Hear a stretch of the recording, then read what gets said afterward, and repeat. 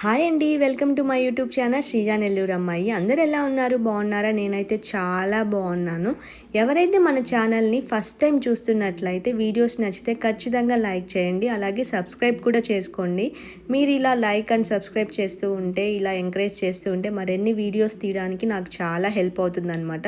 Please మీకు videos నచ్చితే like చేయండి, అలాగే సబ్స్క్రైబ్ కూడా చేసుకోండి. ఈరోజు మా ఇంట్లో కర్రీ ఏంటో తెలుసా? చిన్న చేపల పులుసు. ఇది నెల్లూరు వాళ్ళకి చాలా ఇష్టం అన్నమాట. చాలా ఇష్టంగా చేసుకొని అప్పుడప్పుడు సమ్మర్లో తింటూ ఉంటారు. ఈ కర్రీని ఎలా చేయాలో ఈరోజు చూసేసేయండి. ఫస్ట్ అయితే మనం చిన్న చేపలు తీసుకొని తలా తోక తీసేసి బాగా వాష్ చేసుకొని పక్కన పెట్టుకోవాలి. తర్వాత పులుసులోకి కావాల్సిన వంకాయ, ఎర్రగడ్డ, టమాటా, మామిడికాయ కట్ చేసుకొని పక్కన పెట్టుకుంటాం అన్నమాట. ముందుగానే చింతపండును కూడా మనం నానపెట్టుకోవాలి.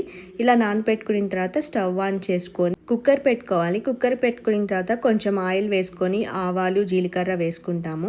2 ఆనియన్ ముక్కలు వేసుకున్న తర్వాత బాగా వేగిన తర్వాత ఆవాలు చిటిపట అనిన తర్వాత మనం ఏంటంటే కరివేపాకు కూడా వేసుకుంటాము.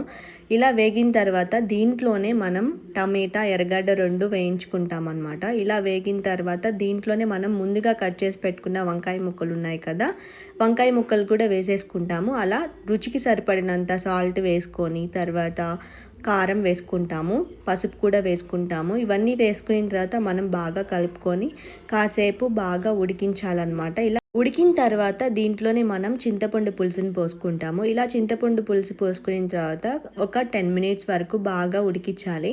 కొంచెం ఉడికాక పులుసు దీంట్లోనే మనం మామిడికాయల ముక్కలు ఉన్నాయి కదా, మామిడికాయల ముక్కలు వేసేసుకుంటాము. అవి వేసుకున్న తర్వాత చిన్న చేపలు ఉన్నాయి కదా, ఆ చేపలు కూడా వేసేసుకొని పులుసుని బాగా ఉడికించాలి. ఇలా బాగా ఉడికిన తర్వాత పులుసు చిక్కగా రావడానికి మనం మెంతులావాల పొడి వేసుకుంటాం లాస్ట్లో. ఈ మెంతులావాల పొడి వేయడం వల్ల పులుసు అనేది బాగా చిక్కగా వస్తుంది.